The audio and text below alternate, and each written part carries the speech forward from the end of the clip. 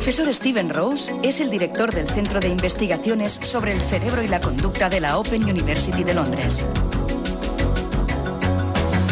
Neurobiólogo reputado, Rose centra su investigación en los mecanismos moleculares y celulares de la formación de la memoria.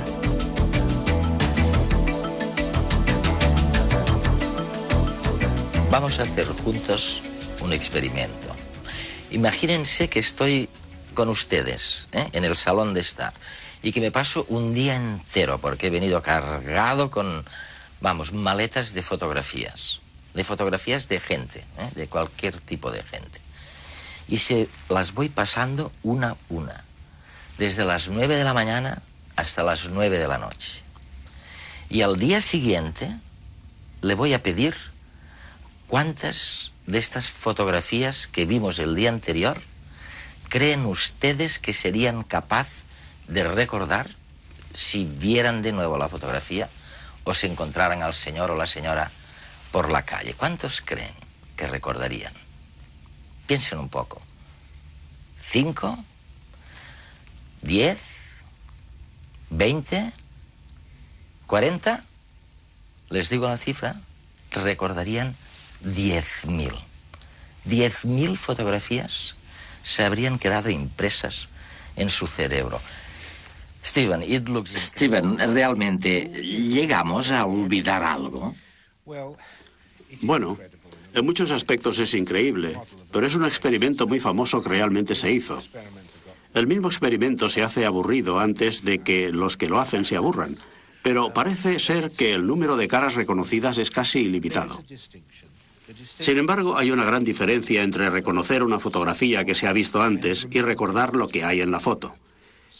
Es decir, que si se ve la foto de nuevo, se reconocerá, pero si se pregunta de qué era la fotografía y se pide una descripción, esto será mucho más difícil. De forma que hay una gran diferencia entre reconocer y recordar.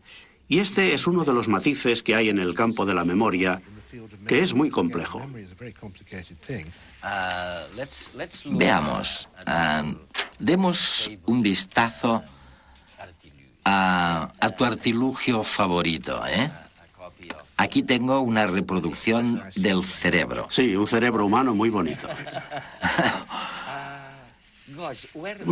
Dios mío, ¿dónde sucede todo eso de que hablamos, Stephen? ¿Aquí el hipotálamo o la amígdala? Si pensamos en el caso del Alzheimer, en el que las personas olvidan incluso la noción de sí mismas, ¿dónde demonios sucede? Si observamos el cerebro en conjunto, hay esta gran estructura del córtex cerebral aquí, que todo el mundo reconoce. Pero hay también muchas estructuras profundas y muy importantes en el interior. Si partimos en dos este cerebro de plástico, empezamos a ver algunas de las estructuras imprescindibles para el ser humano en la formación de su memoria. La más conocida es esta estructura de aquí, llamada hipocampo, porque tiene un poco la forma del caballito de mar, hipocampo en griego y en latín, que es necesaria para las primeras fases de la memoria. Si esta estructura resulta destruida por un fallo cerebral o a consecuencia de un accidente o algo así, se pierde la capacidad de construir nuevos recuerdos. En la enfermedad de Alzheimer, las células nerviosas de esta región del cerebro se encuentran entre las primeras células nerviosas que mueren por causa de la enfermedad. Y esta es la razón por la que creemos que a las personas que empiezan a padecer Alzheimer les resulta muy difícil recordar cosas nuevas. Después mueren muchas otras células y la situación va empeorando. Pero es extraordinario pensar que hoy están viviendo personas cuyo hipocampo quedó destruido por un accidente o por un golpe, o por alguna intervención médica. O por haberse degradado. Hay también intervenciones médicas que destruyen regiones del cerebro. Por ejemplo, en casos de epilepsia. Recordarás un caso famoso, el del paciente al que conocemos solo por las iniciales HM. En los años 50 del siglo pasado, y hoy todavía vive, su hipocampo quedó destruido. En aquel entonces él era un joven de unos 20 años y hoy conserva todos los recuerdos hasta el momento justo en que su hipocampo quedó destruido. Pero si le preguntas qué edad tiene, dice que todavía tiene 20 años. Y te conoce y habla contigo, pero si te vas de la habitación y vuelves a entrar, te hablará como si nunca te hubiera visto antes, porque no puede almacenar nuevos recuerdos.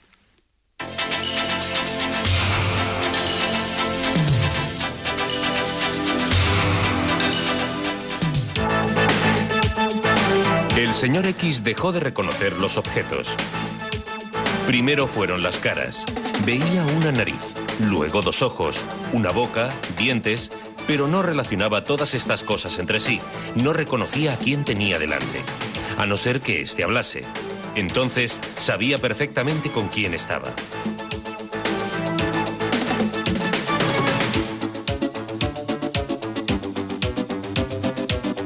A su mujer la llegó a confundir con un sombrero cuando buscaba algo que ponerse a la cabeza para salir a la calle.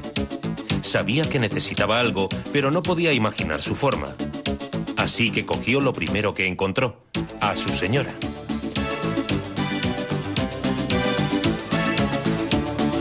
Incapaz de reconocer nada más allá de las formas geométricas simples, para él una flor, tras examinarla detenidamente, era una extraña forma roja enrollada sobre un soporte lineal verde.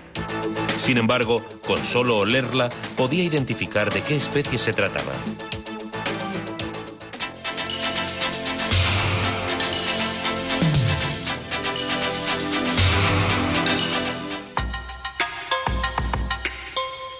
El paciente Y se pegó un susto de muerte cuando descubrió bajo las sábanas una pierna fría y peluda que le pareció repugnante. Asustado, intentó echarla de la cama, pero no pudo evitar caer también él. El médico acudió en su ayuda. ¿Qué le ocurre? Alguien ha metido esta pierna en la cama y ahora la tengo unida a mi cuerpo. No sé cómo ha ocurrido. ¿Y esta no es su pierna, dice? No, en absoluto. ¿Cómo podría serlo? Es una monstruosidad. ¿Y entonces dónde está la suya? No lo sé. Dios mío, ha desaparecido.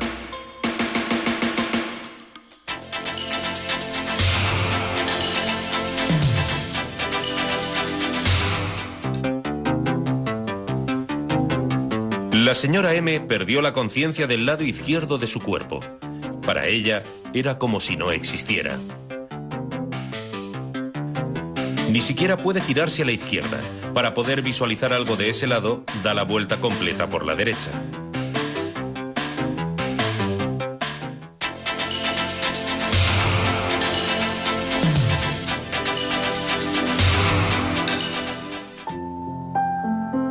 La señora L era ya mayor y estaba un poco sorda. Una noche soñó con su infancia. Al despertar, oyó música que solía escuchar de pequeña. Intentó averiguar de dónde provenía. Finalmente, se dio cuenta de que las canciones provenían de su propia cabeza. Con el tiempo, la música cesó poco a poco.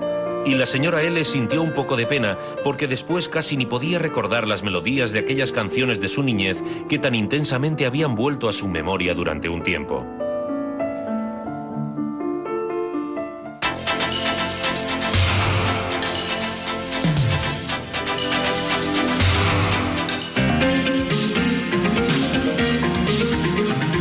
F era un estudiante de medicina. Una noche soñó que era un perro.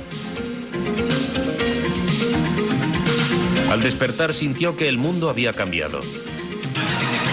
Los colores tenían muchas más tonalidades y los olores eran mucho más intensos y sutiles. Podía reconocer a gente con gran facilidad e incluso intuir su estado de ánimo mediante su olor corporal e incluso orientarse en la ciudad.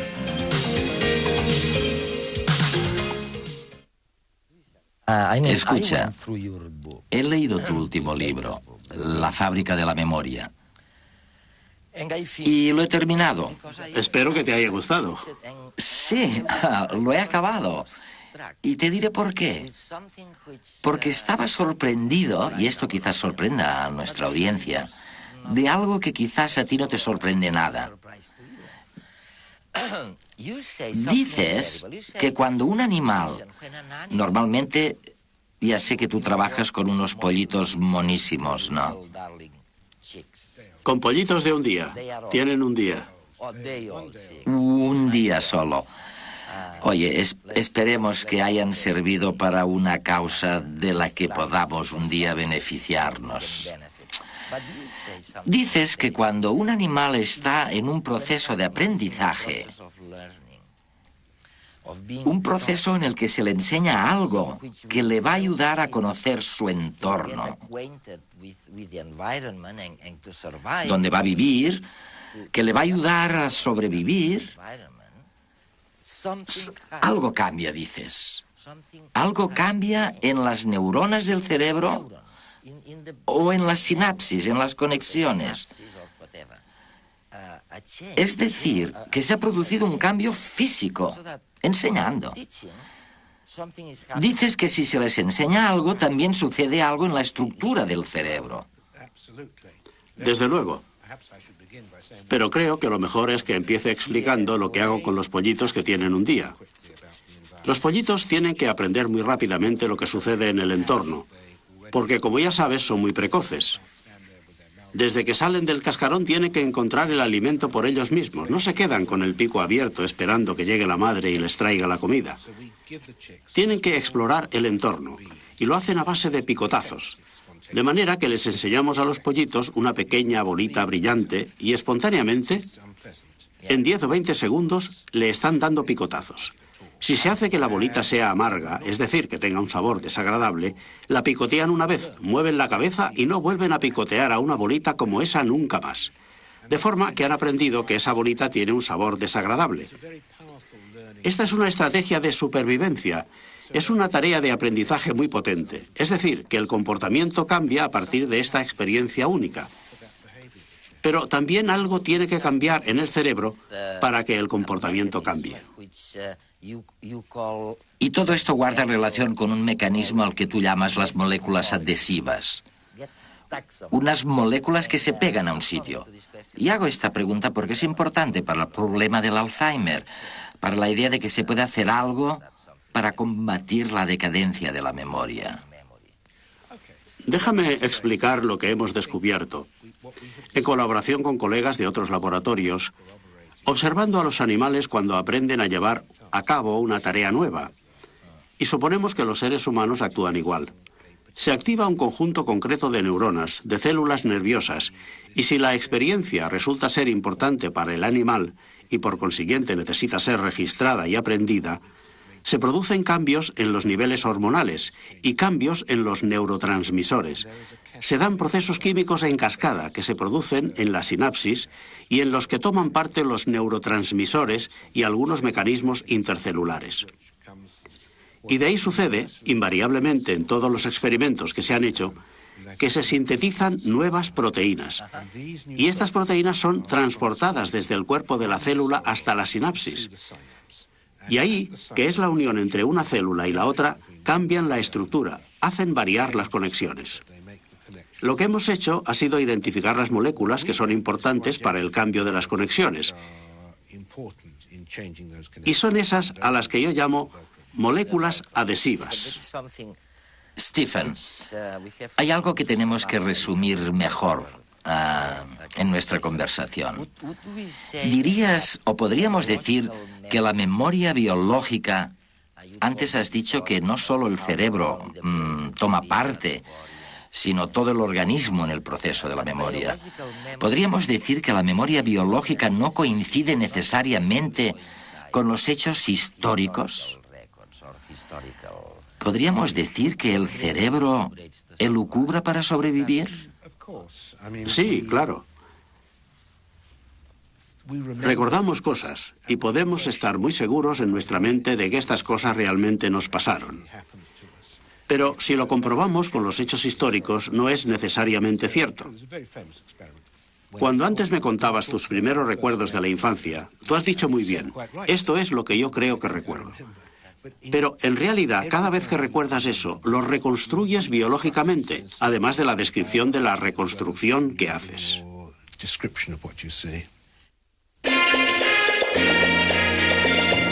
Nos ha ocurrido a todos. Estamos allí y es como si ya hubiéramos estado antes. Sabemos qué es lo que va a pasar. Es el fenómeno del déjà vu o de lo ya visto. ¿Por qué se produce? No está claro. Una de las explicaciones propuestas es que a veces en el cerebro se produce un retraso de fracciones de segundo en procesar la información, pero no en almacenarla en la memoria. Por eso, cuando la procesamos, tenemos la sensación de que la estamos viviendo y recordando a la vez. El presente se hace pasado en nuestra cabeza. Mediante los sentidos, el cerebro establece un diálogo con el mundo externo que nos permite interpretarlo y sobrevivir en él. Pero en muchas ocasiones, como en el déjà vu, esta interpretación no se corresponde con la realidad. Muchos de estos engaños se deben a una capacidad sorprendente de nuestro cerebro. Cuando la información que le llega del exterior no es suficiente o es confusa, se la inventa. Rellena los huecos informativos para construir una realidad lo más lógica posible, de acuerdo con nuestros esquemas mentales. En un lugar donde hay mucho ruido, por ejemplo, nuestro cerebro rellena los huecos auditivos y así nos permite mantener una conversación. Y en situaciones de mucho estrés o cansancio, cuando las entradas sensoriales son muy deficientes, puede provocar alucinaciones en personas sanas.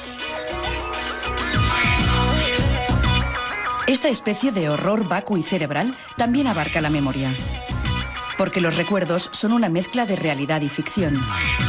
Los cortamos, pegamos y empalmamos, resolviendo ambigüedades y estableciendo conexiones razonables entre los hechos, aunque no las haya. Otra trampa para crear una historia plausible, aunque poco fiable. Y es que el cerebro no ha evolucionado para comprender el mundo, sino para que sobrevivamos en él. Y parece que para eso es mejor contar con una historia coherente, aunque sea en parte falsa, que con otra más real, pero incompleta. Sin embargo, la más impactante de las ilusiones mentales quizás sea la sensación de unidad mental, el yo, la conciencia de uno mismo. Hoy sospechamos que es uno más de los productos de la actividad cerebral. Ni nada más, ni nada menos. De hecho, hay muchos estados en los que desaparece, como estar anestesiado, borracho o dormido sin soñar. Y sin embargo, todas las demás funciones ocupan el mismo espacio de masa cerebral, y esta continúa con los mismos requerimientos de oxígeno y nutrientes. Muchos expertos creen que más que una unidad, somos una sociedad de mentes distintas que funcionan como una orquesta. Pueden sonar todos los instrumentos a la vez, pero también se forman quintetos, cuartetos o simplemente un solo.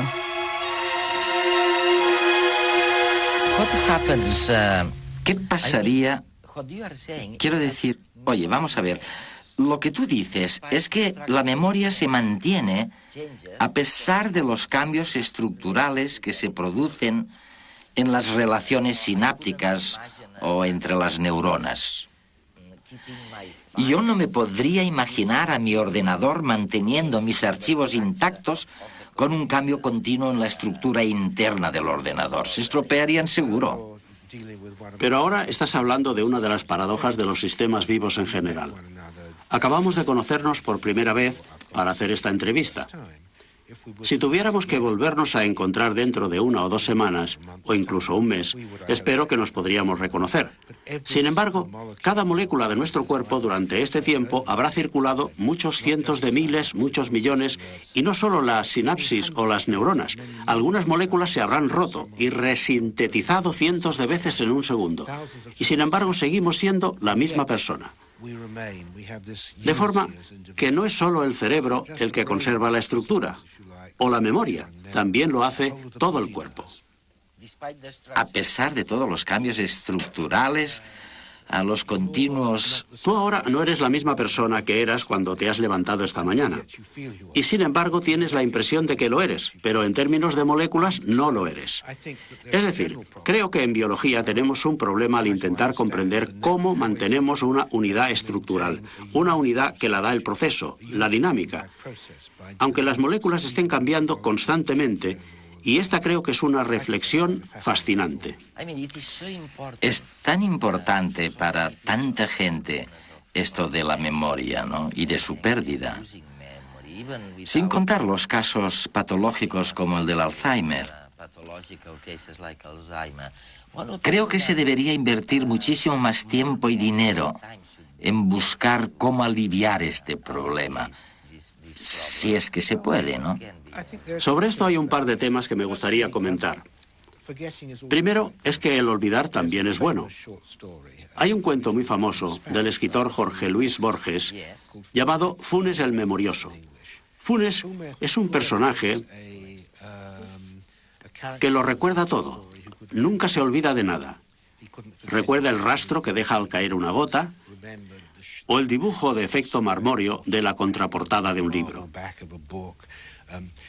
Y como dice Borges, tardaba todo un día en recordar lo que le había sucedido el día anterior. Y Funes se murió muy joven de una sobredosis de memoria.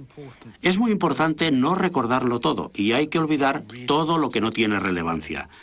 Tener un cerebro eficaz quiere decir tener un filtro de percepciones, un sistema de filtro que elimina todo lo que es trivial, como por ejemplo lo que has desayunado hoy. O sea que cuando alguien te dice que te has olvidado de su cumpleaños porque no le importa... Es probablemente cierto si para ti en el fondo es trivial, porque no debes memorizar este tipo de cosas. El problema, por supuesto, es diferenciar lo que es importante de lo que no lo es. Si te presentan a alguien en una fiesta y quieres volverlo a ver, es importante que recuerdes su nombre. Quizás este es uno de los problemas básicos de la vida. Como decía Bourguiba, el presidente tunecino, lo difícil es distinguir entre lo esencial y lo importante. Creo que es exactamente eso.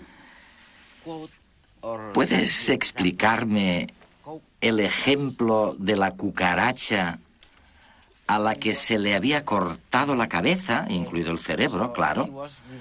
Es decir, que no tenía cerebro, pero seguía funcionando como si lo tuviera, seguía memorizando. ¿Cómo explicas esto? Bien, los insectos tienen un sistema nervioso muy distinto de los vertebrados, de los mamíferos, de los humanos.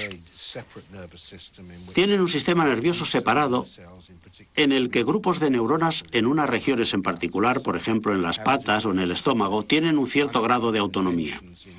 Una de las invenciones, en términos de evolución, del paso de invertebrados a vertebrados, es que el sistema nervioso se agrupa en la parte superior de la cabeza y se subordina el funcionamiento de todas las otras regiones, de clústeres de neuronas, al funcionamiento de la cabeza. De manera que en nuestro caso no es probable que un día podamos pensar sin cerebro, ¿no? Me temo que no. Ni siquiera trasplantándolo. Bueno, esto es una idea, pero una cabeza trasplantada o cerebro en realidad no estaría trasplantado. Es al revés, sería un cuerpo trasplantado en un cerebro ya existente.